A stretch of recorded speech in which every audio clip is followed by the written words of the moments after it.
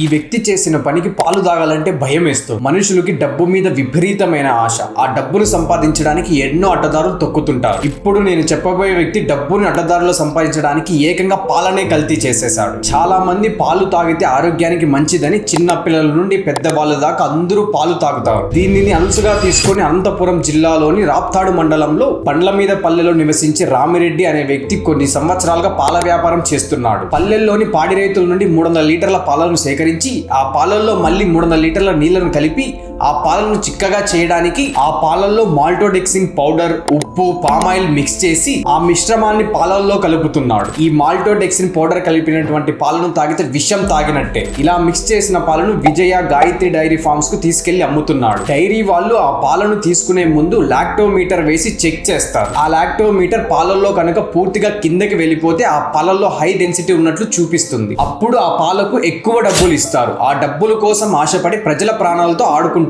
ఇలా మిక్స్ చేసినటువంటి పాలు మళ్ళీ డైరీలో తయారయ్యి వాటిని చుట్టుపక్కల ప్రాంతాల్లో ప్యాకెట్స్ రూపంలో అమ్ముతారు. ఆ పాలను తాగడం వల్ల గ్యాస్ట్రిక్, డయాబెటిస్, క్యాన్సర్, పిల్లల్లో ఎదుగుదలకు సంబంధించిన ఆరోగ్య సమస్యలు వస్తాయని విజిలెన్స్ అధికారులు చెప్పారు. To subscribe.